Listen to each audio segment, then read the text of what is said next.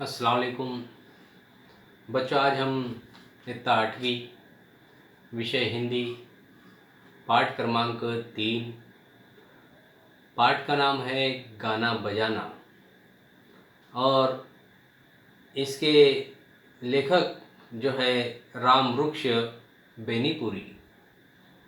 परिचय इस तरीके से है कि 1899 मुजफ्फरपुर बिहार।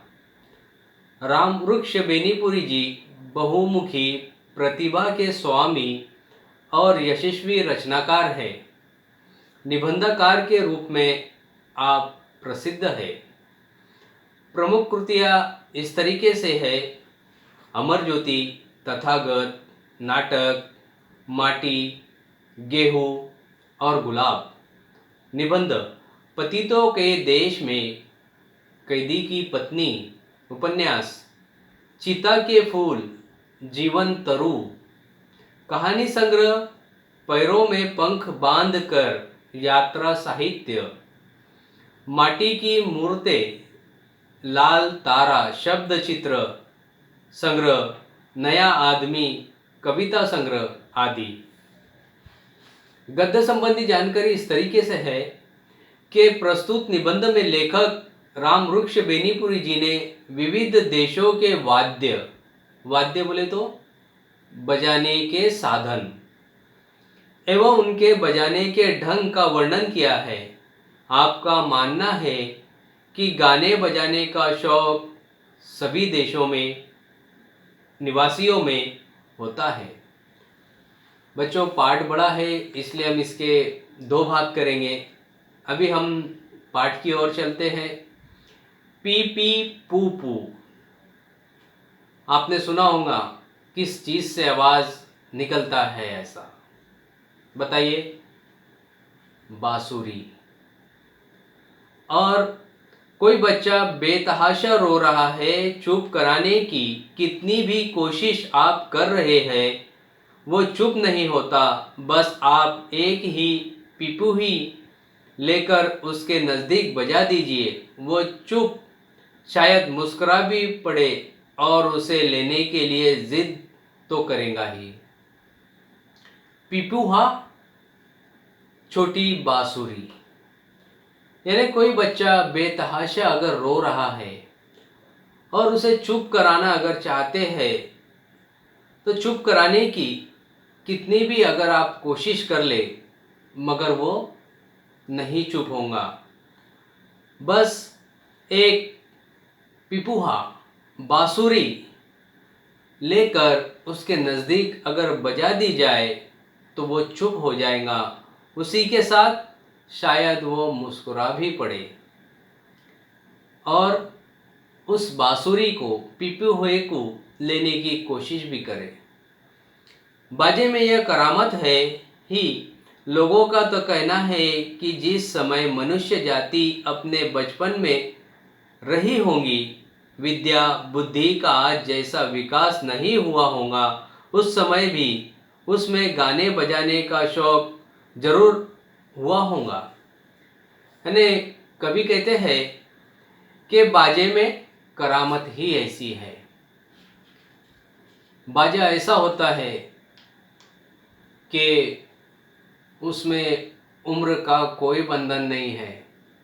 छोटे बच्चों से लेकर तो बुजुर्ग शख्स तक उस ढोल को, गाने को सुनकर वह हरकत करने ही लगता है।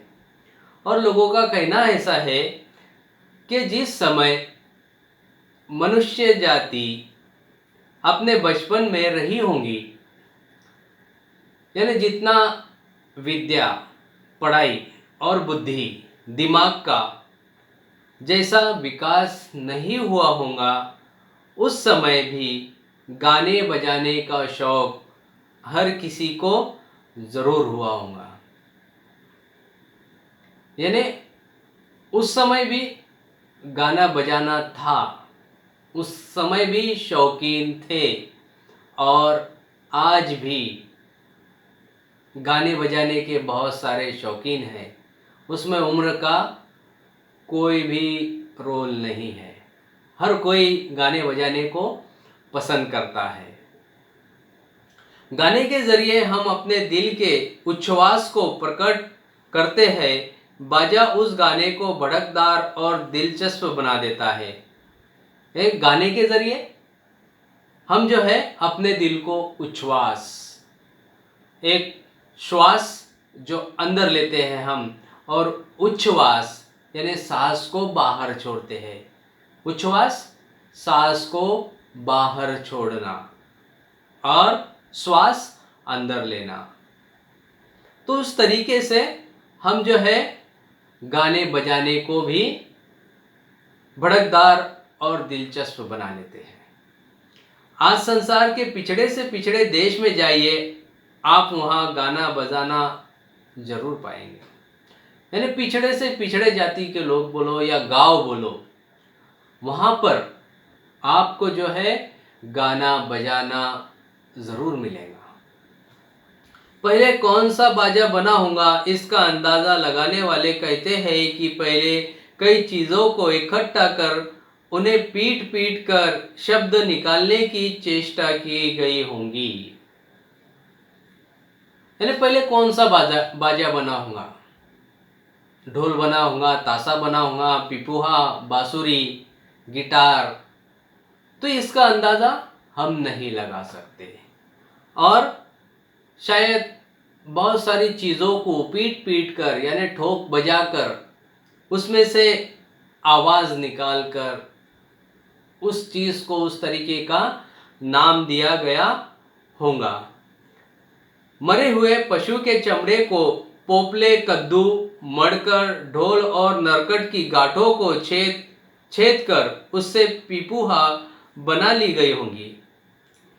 यानी जो पशु मरते हैं और उनका जो चमड़ा निकलता है उसे कद्दू पर मड़कर, यानी कद्दू देखा है आपने, तो कद्दू को यानी अंदर से पोकल करके उसके ऊपर मरे हुए जानवर का चमड़ा चढ़ाकर उससे आवाज़ निकाली गई होंगी। और नरकट बोले तो बारीक बेत की लकड़ी देखी होंगी आपने या सुनी होंगी।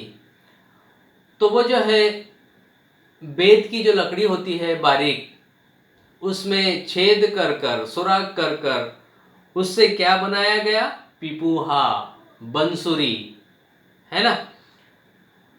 किसी पोपली चीज में छोटे छोटे कंकड़ रख कर उसे हिलाने डुलाने पर एक प्रकार का स्वर निकलते देखकर झुनझुना बनाने की कल्पना की गई होंगी। यानी किसी एक छोटे पोपले में, यानी आपने देखा होगा किसी डब्बे में अगर हम कुछ पत्थर डाल दें और उसे हिलाने के बाद जो आवाज़ होता है, उसी तरीके से उस पोपले में कंकर पत्थर डालकर हिलाने से जो आवाज़ होता है उसी के ज़रिए झुनझुना बनाया गया। आज भी बहुत से देशों में तीन बाजे हैं, ढोल, पिपुही और झुनझुना।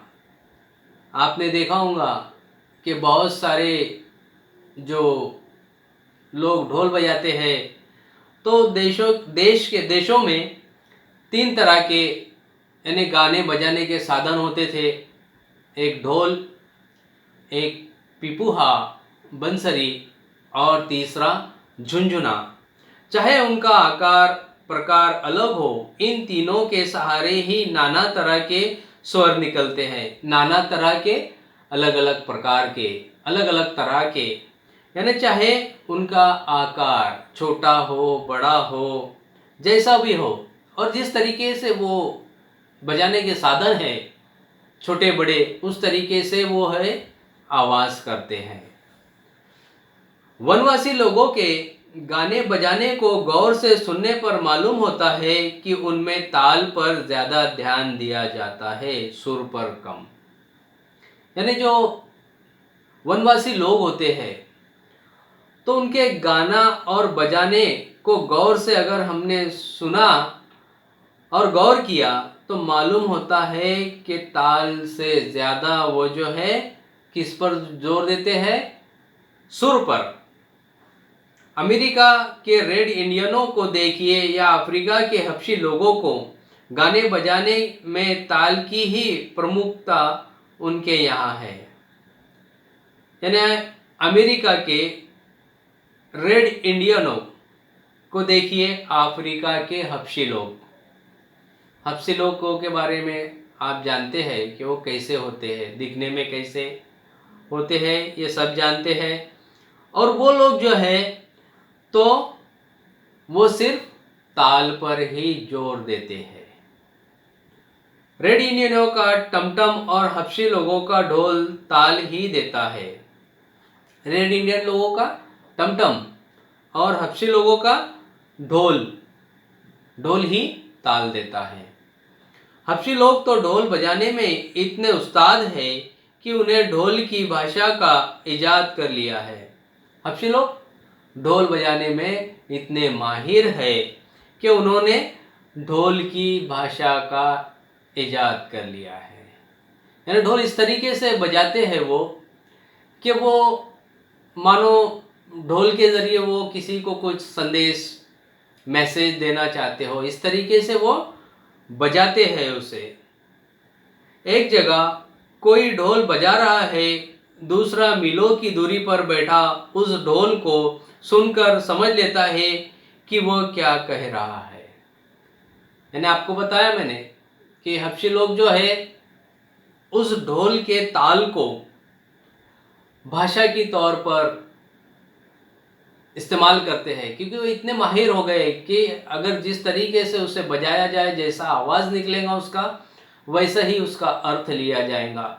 और उनका कहना है कि भाई अगर हबशी लोग कहीं दूर से ढोल बजा रहे हैं तो कोई शख्स उस ढोल को सुनकर ये सोच लेगा कि ये बजाने वाला हमसे क्या संदेश दे रहा है, क्या कह रहा है। बच्चों, हम यहाँ पर रुकते हैं। इंशाल्लाह इसका दूसरा भाग जल्द अज जल्द आपको सेंड करूँगा। अल्लाह हाफिज़।